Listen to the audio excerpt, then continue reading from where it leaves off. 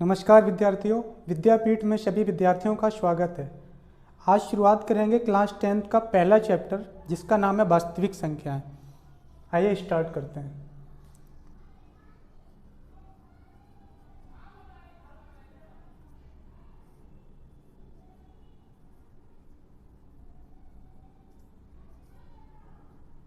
वास्तविक संख्याएं, इंग्लिश में इनको कहते हैं रियल नंबर्स।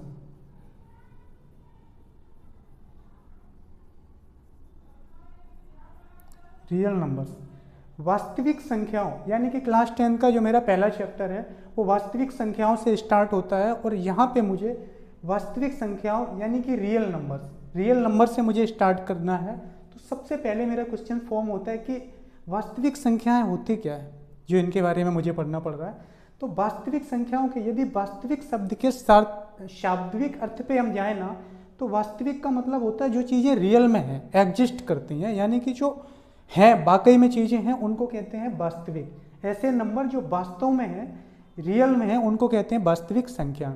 वास्तविक संख्याओं का जो पहला चैप्टर जो मेरा है, इसका क्लासिफिकेशन मुझे स्टार्ट करना है। इसका क्लासिफिकेशन मैं स्टार्ट करूंगा पहली हेडिंग यानी कि नेचुरल नंबर से। नेचुरल नंबर्स,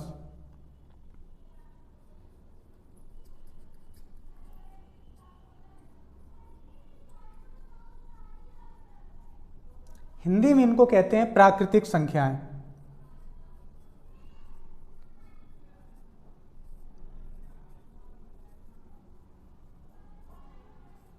प्राकृतिक संख्याएं, देखिए ये जो प्राकृतिक संख्याएं हैं, हो सकता है इस वर्ड से अब तक तुम लोग अवगत नहीं हो, लेकिन आज मैं इससे अवगत कराता हूँ। इन नंबर्स के बारे में हम में से हर कोई जानता है।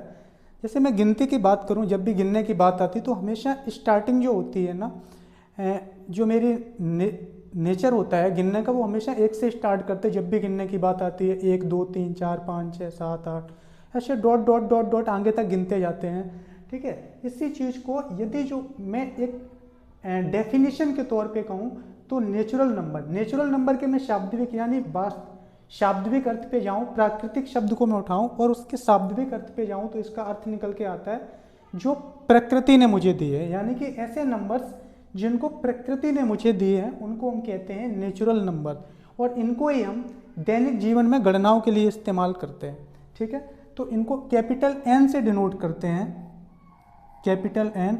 और ये स्टार्ट कहाँ से करते हैं, गिनती अपन कहाँ से स्टार्ट करते हैं, 1 2 3 4 5 6 7 8 9 10 11 12 1 2 3 4 5 6 7 dot dot dot dot infinite. ये जो इन्फिनाइट आ रहा ना, इस इन्फिनाइट का मतलब ये है, मैथ में इन्फिनाइट जब भी आएगा इसका मीन ये रहेगा, यानी कि इसका मतलब ये अर्थ ये रहेगा कि जिस सीरीज को भी हम फॉलो कर रहे हैं ना, उस सीरीज में इंडलेस मतलब जिसका अंत ना हो, वहां तक गिनते जाओ। इस सीरीज में तुम आगे कोई भी नंबर जो तुम्हारे जहन तुम्हारे दिमाग में आता है, वो सभी नंबर ये इन्फिनाइट के अंतर्गत आ जाएंगे। ये डॉट डॉट डॉट आगे लिखने का मतलब है कि ये सीरीज मेरी कंटिन्यू हो रही है, आगे तक जा रही है, जहाँ तक तुम इसे बना सकते हो, फॉर्म कर सकते हो। जैसे 1 लाख भी लिखूँ तो कभी आएगा मेरा 99,999, फिर 1 लाख हो जाएगा, फिर 2 लाख हो जाएंगे, 4 लाख, 10 लाख, 20 लाख, 25 लाख, फिर 1 करोड़ होगा, फिर 1 करोड़ 1 होगा, ऐसे ही गिनते जाएंगे। ये सीरीज कभी भी खत्म नहीं होगी। तो यहाँ से एक चीज़ निकल के ये आती है कि नेचुरल नंबर की मैं बात करूँ कि नेचुरल नंबर का सबसे बड़ा नंबर कौन होगा, तो बड़ा नंबर कोई एग्जिस्ट नहीं करेगा। उसकी वजह ये है क्योंकि ये इंडलेस काउंटिंग होती है कि आगे जब भी तुम कोई नंबर एक्सपेक्ट करोगे, तुम्हारे दिमाग में कोई नंबर आएगा, तो उसके आगे भी यदि 1 जोड़ दो उसमें, तो एक नंबर फॉर्म होगा जो कि उससे बड़ा होगा, फिर उसमें 1 जोड़ दो, जब भी एक नंबर आगे बनता जाएगा। तो इस सीरीज में सबसे बड़ा कोई नंबर नहीं होता, लेकिन सबसे छोटे नंबर की मैं बात करूं तो ये होता है 1। ठीक है, अब हम यहां से लिख सकते हैं, यानी कि सबसे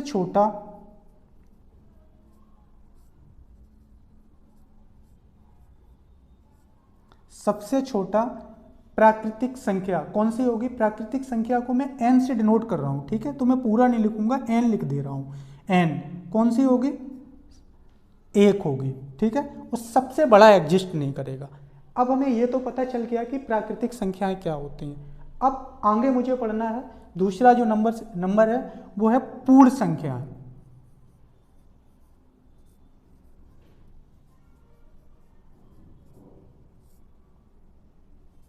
पूर्ण संख्याएं, इनको इंग्लिश में कहते हैं होल नंबर्स।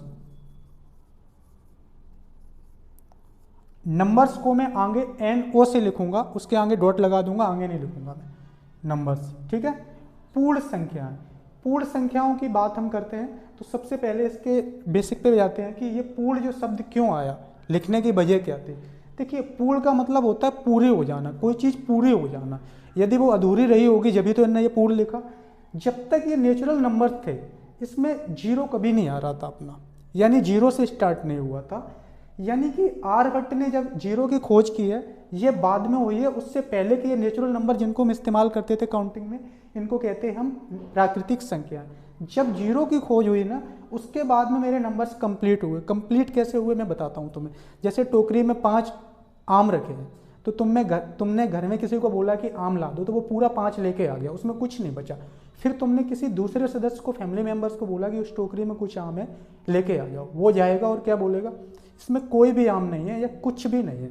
तो मैथ में कुछ भी नहीं है या कोई भी आम नहीं है, इस चीज़ को कैसे लिखें। इस चीज़ को लिखने के लिए आर्यभट्ट ने जब जीरो का आविष्कार किया तो मैथमेटिकली जो रिटन फॉर्म होता है कुछ नहीं, कुछ के लिए मैथ में जीरो को जीरो से लिखते हैं, ठीक है। कुछ नहीं के लिए मैथ में शून्य आ जाता है। तो अब मेरी ये पूर्ण संख्या कहाँ से स्टार्ट होंगी, जीरो से। जीरो मुझे मिल गया तो जीरो से स्टार्ट होंगी और इनको इंग्लिश में होल नंबर्स कहते हैं। इनका डिनोशन जब भी होता है, किसी भी नंबर्स का डिनोशन उसके फर्स्ट लेटर से होता है। जैसे मैंने नेचुरल नंबर लिखा था तो n ले लिया था, ऐसे यहाँ W से डिनोट होगा। ये भी याद रखना, भूलना नहीं है, कहाँ से आ रहा वो चीज़ें समझो, ठीक है। तो इसे हम W से डिनोट करते हैं। अब W कहाँ से बनेगा मेरा, अभी तक तो हम काउंटिंग कर रहे थे जीरो से स्टार्ट कर रहे थे, लेकिन अभी क्या है कि नंबर मेरे पूरे कब हुए, जब मुझे शून्य मिल गया। शून्य, जैसे आर्यभट्ट ने शून्य की खोज कर दी तो मुझे शून्य मिल गया। शून्य के बाद में पहली डिजिट मेरी आई जीरो, फिर जीरो से लेके 1 2 3 4 5 6 7 9, ये जो 10 डिजिट होती हैं, इस 10 डिजिट से मिलके मैथ के पूरे नंबर फॉर्म होते हैं। जितने भी नंबर तुम देखोगे, कोई भी नंबर एक्सपेक्ट करोगे तो सिर्फ ये जीरो से लेके 9 डिजिट से मिलके बना होता है, ठीक है। अब मेरे पास जीरो आ गया तो मेरी संख्या पूर्ण हो गई, इससे पहले अधूरी थी, इस वजह से इन्हें पूर्ण लिखा है, पूर्ण संख्याएं, ठीक है।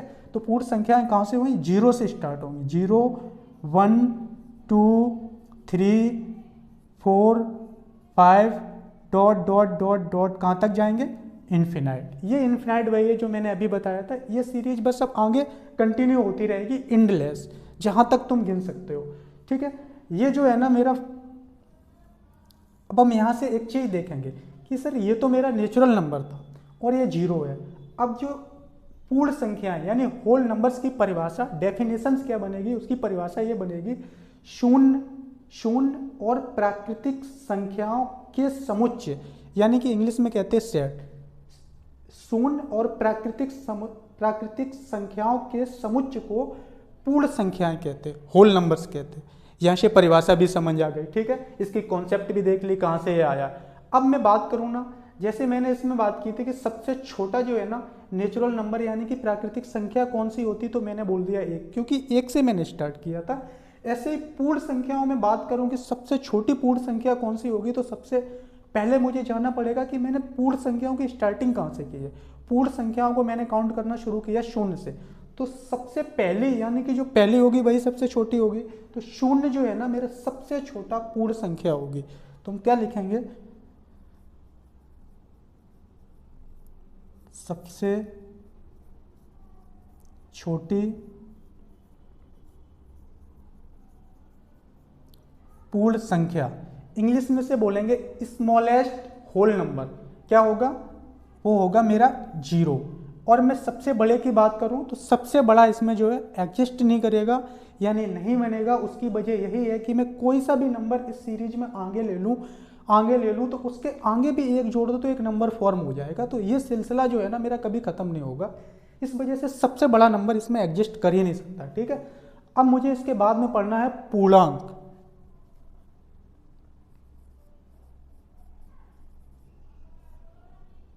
इंग्लिश में इनको इंटीजर्स कहते हैं, इंटीजर्स क्या है, देखिए अभी मैंने कहाँ से शुरुआत किया, नेचुरल नंबर से। नेचुरल नंबर मिला, फिर मुझे शून्य मिल गया तो मेरा ये सेट बना। अब मैं क्या करूँगा, जो पूर्णांक है ना, इंटीजर्स को हम जेड से डिनोट करते हैं, जेड से, ठीक है। इसको आई से डिनोट नहीं करते, जेड से डिनोट करते हैं।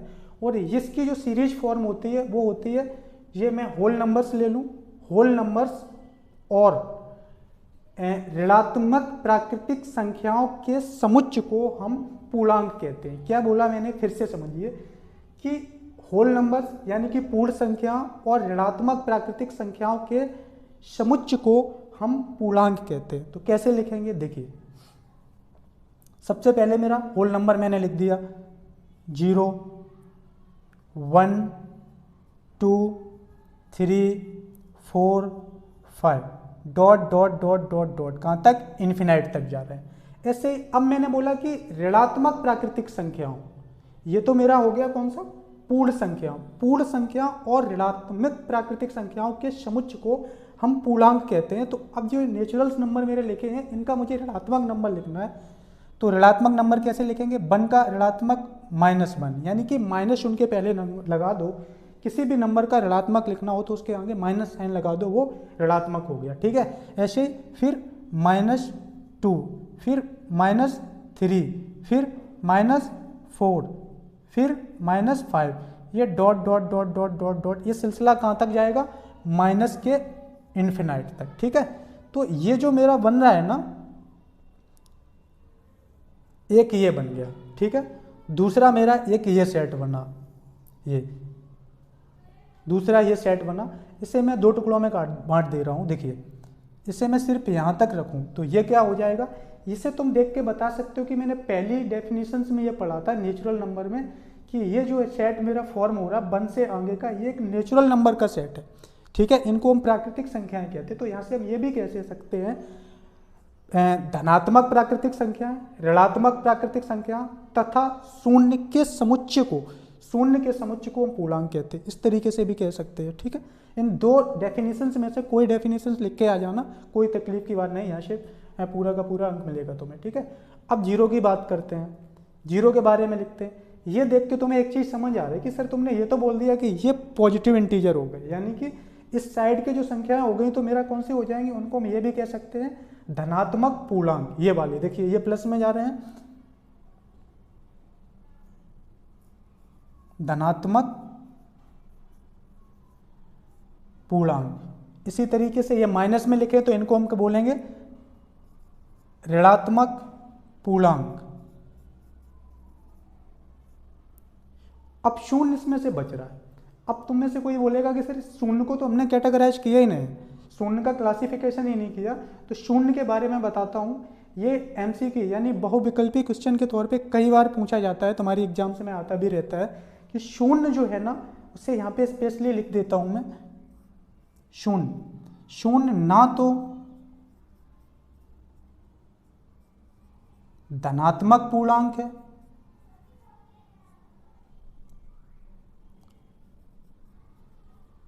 और ना ही ऋणात्मक पूर्णांक है, ऋणात्मक पूर्णांक है। तो शून्य के बारे में भी मुझे पता चल गया कि शून्य है क्या।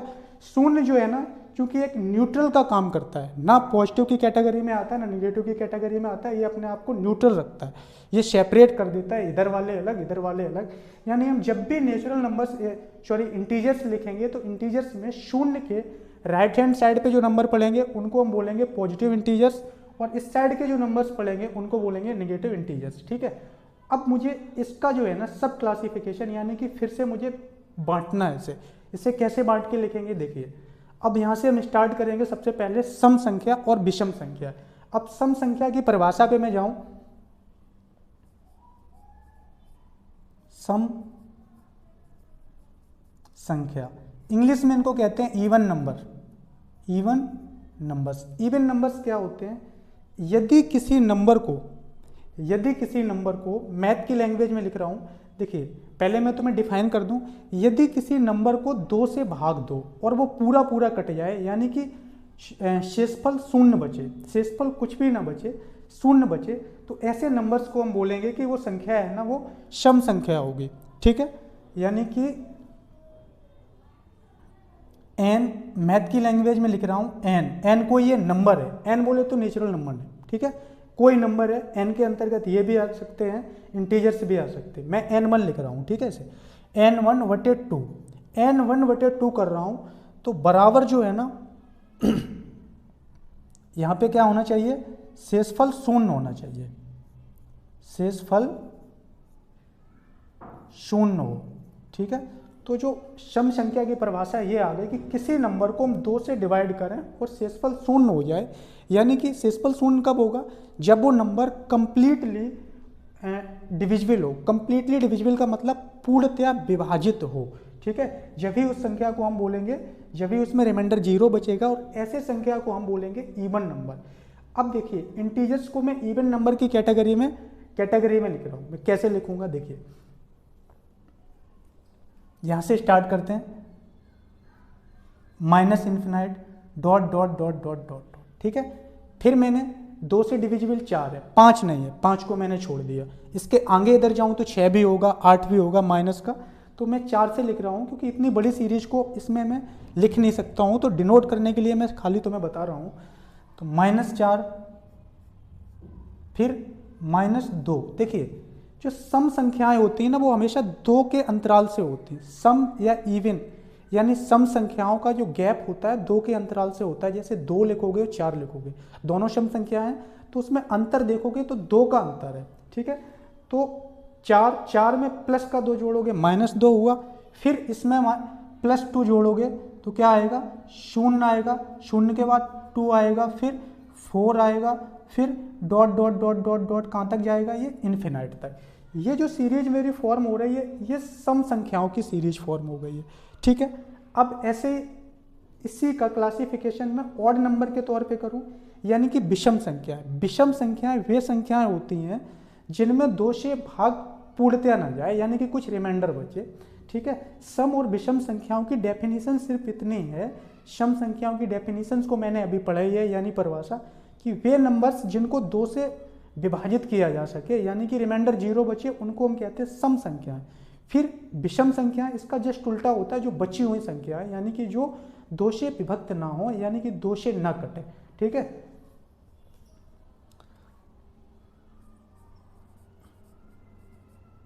विषम पूर्णांक, विषम पूर्णांक इंग्लिश में इनको बोलेंगे ऑड नंबर्स, ऑड इंटीजर्स।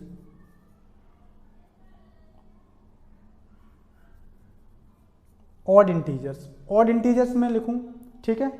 ये जो मेरी सीरीज फॉर्म हो रही है, ये हो रही है इवन इंटीजर्स की, यहां पे मैं लिख दे रहा हूं इसे, यानी कि सम पूर्णांक।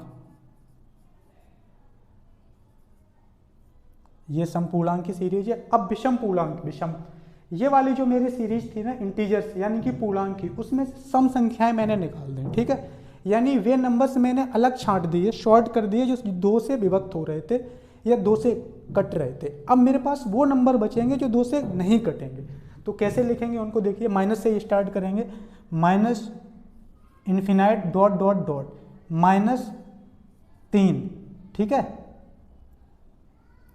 -3, फिर -1, फिर 1, फिर 3, फिर 5, डॉट डॉट डॉट कहाँ तक जाएंगे, इन्फिनाइट तक। इंटीजर्स का एक दूसरा क्लासिफिकेशन हमको पढ़ना है, ये मेरा इंटीजर्स बना है, ठीक है। इंटीजर्स में पहले दूसरे क्लासिफिकेशन में हम स्टार्ट करेंगे अभाज्य संख्याओं से। अभाज्य संख्याएं, इंग्लिश में इनको कहते हैं प्राइम नंबर, प्राइम नंबर। अभाज्य संख्याओं की सबसे पहले डेफिनेशन पे जाएंगे। ऐसे नंबर जिनके सिर्फ और सिर्फ 2 फैक्टर हो, यानी कि कोई नंबर हो और उसके सिर्फ 2 गुणनखंड होने चाहिए, उससे ज़्यादा नहीं हो और उससे कम भी ना हो, तो ऐसे नंबर्स को हम बोलेंगे अभाज्य संख्या। तो लिख देता हूँ, सिर्फ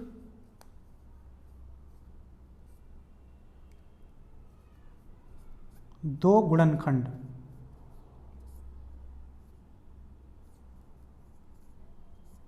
और वो 2 गुणनखंड होंगे कौन से, एक तो 1 होगा और दूसरा नंबर जो है ना, नंबर स्वयं, स्वयं मतलब खुद, ठीक है।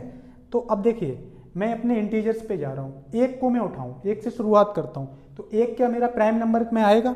नहीं आएगा, क्योंकि एक का सिर्फ एक ही फैक्टर है, ठीक है। फिर मैं आगे पे जाऊँगा, दूसरे को लूँगा, दो। क्या दो के दो फैक्टर होंगे? हाँ बिल्कुल दो फैक्टर होंगे। कैसे होंगे? एक दो को यदि एक से डिवाइड करते हैं, भाग देते हैं, तो डिविजिबल है, दो आंसर आएगा, एक दूनी दो। फिर दो से भाग देते हैं तो दो एकम दो, यानी कि दो फैक्टर होगा, इससे ज़्यादा यानी कि तीसरा फैक्टर नहीं हो सकता। तो हम बोलेंगे कि दो मेरा जो है ना एक प्राइम नंबर है। दो के बाद तीन पे जाएंगे तो तीन के भी देखेंगे, तीन के सिर्फ दो ही फैक्टर हैं, एक तिया तीन और तीन एकम तीन। ऐसे फिर चार, चार होगा क्या? चार नहीं होगा, क्योंकि चार के दो से ज़्यादा फैक्टर हैं। फिर पाँच पे जाते हैं, पाँच के भी दो ही फैक्टर होंगे, एक होगा और पाँच होगा। फिर सात होगा, फिर नौ नहीं हो, आठ नहीं होगा, नौ नहीं होगा, 10 नहीं होगा, 11 होगा, 11 के ही दो ही फैक्टर हैं। फिर ऐसे 13 के भी दो ही फैक्टर होंगे, 13 के बाद आएगा 14, 15, 16, इनके नहीं, फिर 17, फिर 19। इस तरीके से ये जो नंबर्स हमें मिल रहे हैं इनको हम बोलेंगे प्राइम नंबर। प्राइम नंबर यानी ऐसे नंबर सिर्फ और सिर्फ दो गुणनखंड हो, और वो गुणनखंड दो कौन से हो? एक और नंबर स्वयं हो, ठीक है। इसके अलावा कोई तीसरा गुणनखंड इनका नहीं हो सकता है। फिर देखिए हम यहाँ पे आते हैं, ये जो जीरो पहला जो मुझे मिला था ना प्राइम नंबर, तो सबसे छोटा प्राइम नंबर क्या है मेरा? दो। और ये एकमात्र इकलौता प्राइम नंबर है जो कि इवन है, यानी कि सम है। तो हम लिखेंगे यहाँ पे दो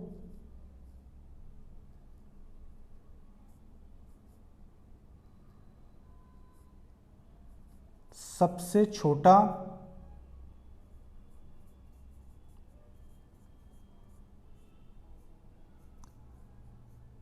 एकमात्र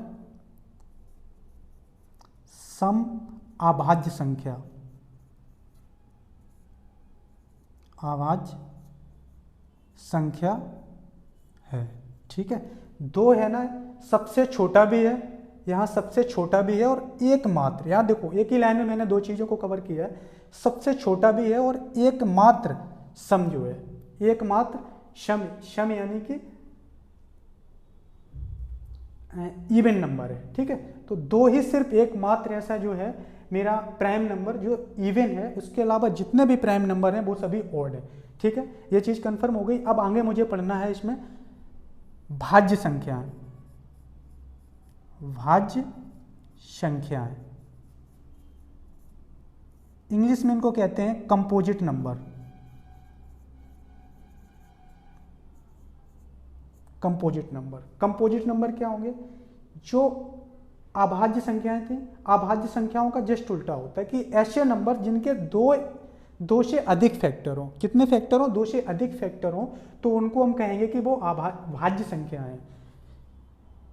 परिभाषा में क्या होगी? ऐसे नंबर जिनके दो से अधिक गुणनखंड हो उनको हम भाज्य संख्याएं कहते हैं। दो से अधिक गुणनखंड, ठीक है। स्टार्ट कहाँ से करेंगे? स्टार्ट देखो मेरा वन, इसका तो एक ही फैक्टर था। ये जब प्राइम वाली कंडीशन को फुलफिल नहीं कर रहा था तो फिर इसे तो कर ही नहीं सकता, क्योंकि प्राइम में मेरे दो ही फैक्टर होते हैं। जब दो नहीं है तो इससे दो से ज़्यादा तो हो ही नहीं सकते, दो भी नहीं होगा, तीन भी नहीं होगा, क्योंकि ये मेरे प्राइम नंबर है। इसके आगे जाएंगे तो पहला मुझे प्राइम नंबर मिलेगा, वो मिलेगा चार। चार के देखो दो से ज़्यादा फैक्टर है, एक तो एक है, एक से भाग देंगे चार में तो चार बार जाएगा, फिर चार एकम चार, चार भी है। इसके अलावा ये दो से भी विभाजित होता है, यानी कि तीन फैक्टर मुझे इसके मिल गए, दो से अधिक हो गए तो इसे हम कहेंगे कि ये कंपोजिट नंबर यानी कि भाज्य संख्या है।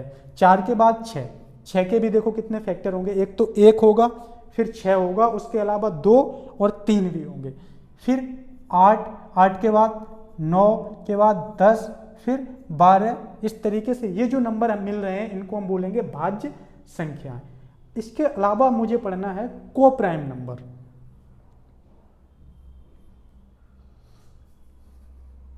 यानी सह अभाज्य संख्याएं, सह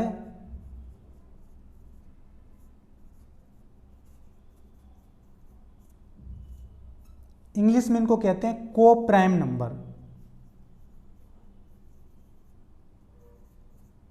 को प्राइम नंबर, को प्राइम नंबर क्या होते हैं? को प्राइम वे नंबर्स होते हैं जिनका HCF एक हो, क्या HCF वो एक हो,